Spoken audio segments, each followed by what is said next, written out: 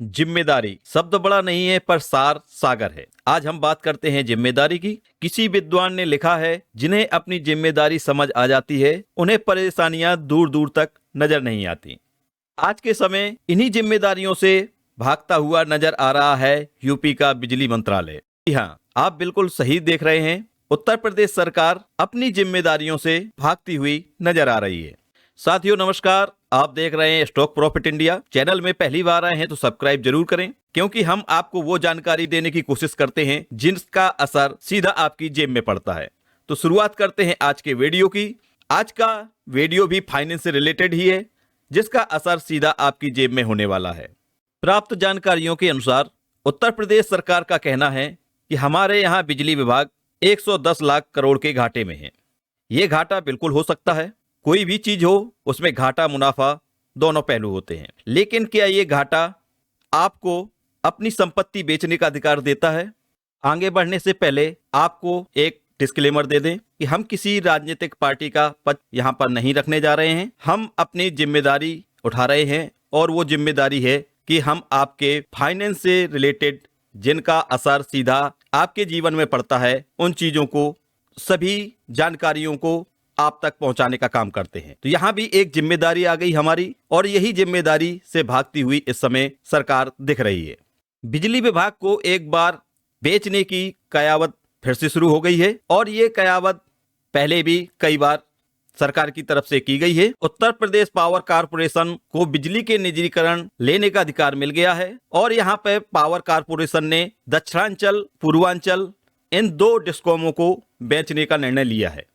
Uttar Pradesh power corporation cabinet से मंजूरी मिलने का इंतजार कर रहा है, और इन दोनों डिस्कॉमों की मंजूरी मिलने के पश्चात इनको निजी कंपनियों को सौंप दिया जाएगा, जिसमें यूपी के 42 जिले शामिल हैं।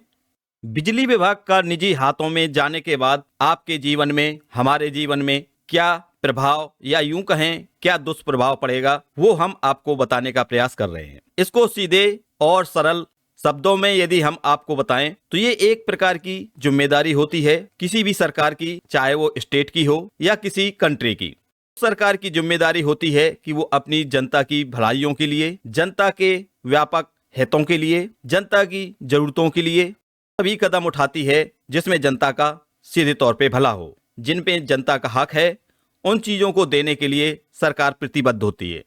किसी भी देश या किसी भी प्रदेश की जनता सरकार का चुनाव इसलिए करती है ताकि वो उसको एक जिम्मेदारी सौंप सके। वो जिम्मेदारी जो कि आपके लिए और आपके जीवन के लिए, आपके हितों के लिए जरूरी होती है। हम इस चीज को यदि आसान शब्दों में कहें तो ये जिम्मेदारी हम अपने परिवार में किसी एक व्यक्ति को, जिसको हम घर का मुखिया कहते हैं, उसको भी सौंपते हैं। यदि यही जिम्मेदारी हमारे घर का मुखिया ना निभाए और अपनी जिम्मेदारियों से भागने लगे तो घर की क्या हालत होगी वो आप समझ सकते। यदि वो अपनी जिम्मेदारियों को नहीं निभा रहा है तो घर का कोई व्यक्ति, दूसरा व्यक्ति आगे आता है और घर को संभालने का काम करता है।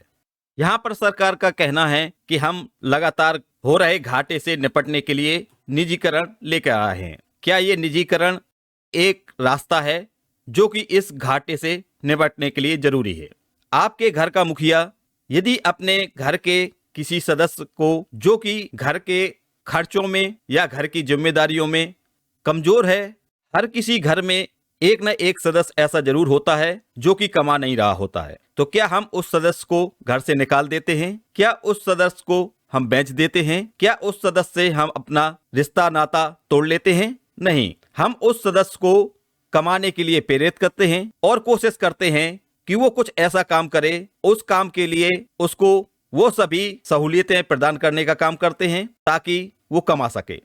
हर जगह हर चीज को धंधे की नजरों से नहीं देखा जाता है। वहां पे कुछ चीजें ऐसी होती हैं जो धंधे से यानी बिजनेस से हटके भी होती हैं। तो जो काम इस समय सरकार कर रही है उसके सामने एक ही बहाना दिखाई दे रहा है, और वो है घाटे का।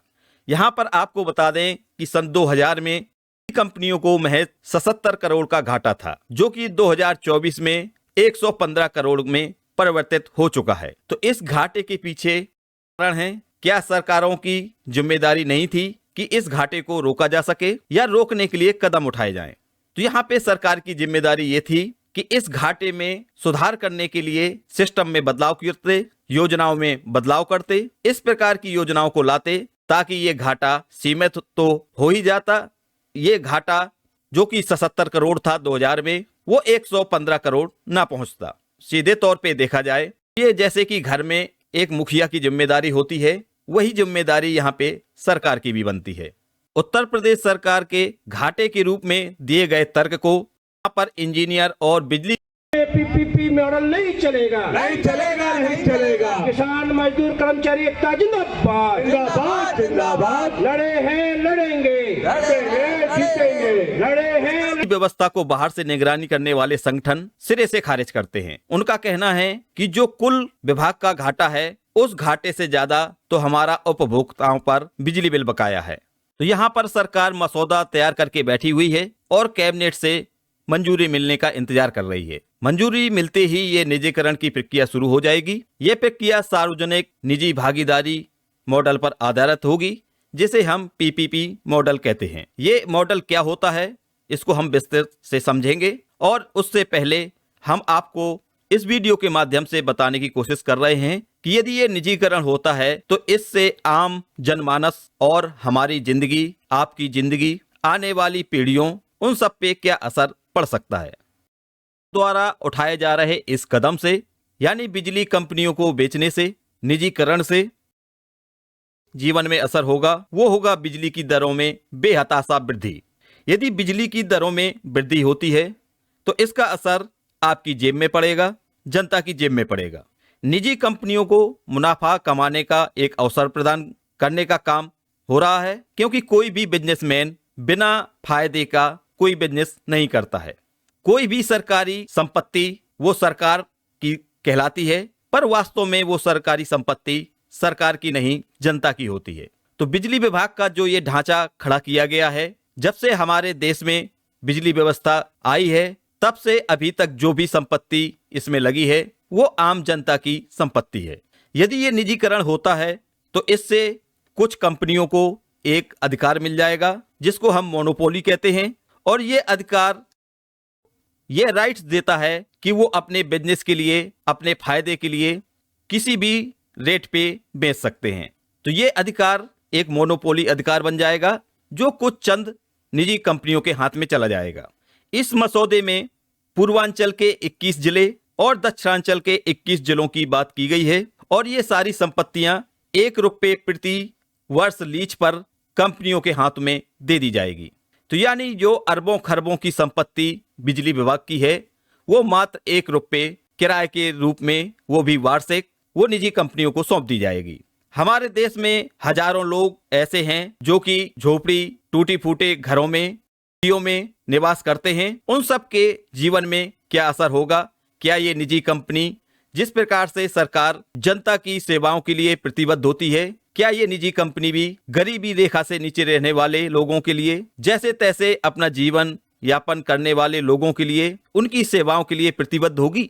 इस निजीकरण का असर बिजली कंपनियों में कार्य करने वाले कर्मचारियों पर ही नहीं होगा, इसका असर देश के, प्रदेश के सभी किसानों, आम जनमानस पर भी होगा। निजीकरण का विरोध करने के लिए शुरू कर दी है, जिसमें बिजली कर्मचारियों के साथ साथ किसान यूनियन, सामाजिक कार्यकर्ता जनता के हितों की आवाज उठाते रहते हैं। वो भी बिजली कर्मचारियों का यहाँ पर साथ देते हुए दिखाई दे रहे हैं। आगे बढ़ने से पहले हमारा आपसे निवेदन है कि आप हमारे चैनल को सब्सक्राइब कर लें, क्योंकि निजीकरण से जुड़ी सभी चीजों को हम आपके साथ साझा करते रहेंगे। तो यहाँ पर वीडियो को पॉज करें और जाकर पहले सब्सक्राइब करें।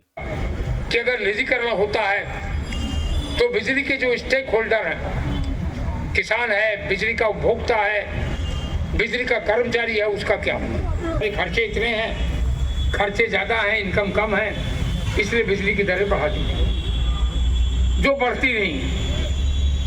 लेकिन जो खर्चे हम बताते हैं नियामक आयोग के सामने, वह ऑडिटेड अकाउंट होता है, उसका CAG से ऑडिट होता है। ध्यान से सुन लीजिएगा, पावर कॉर्पोरेशन जो आंकड़े देता है उसका CAG से ऑडिट होता है, और प्राइवेट कंपनी जो आंकड़े देगी उसका कहीं से ऑडिट नहीं होता।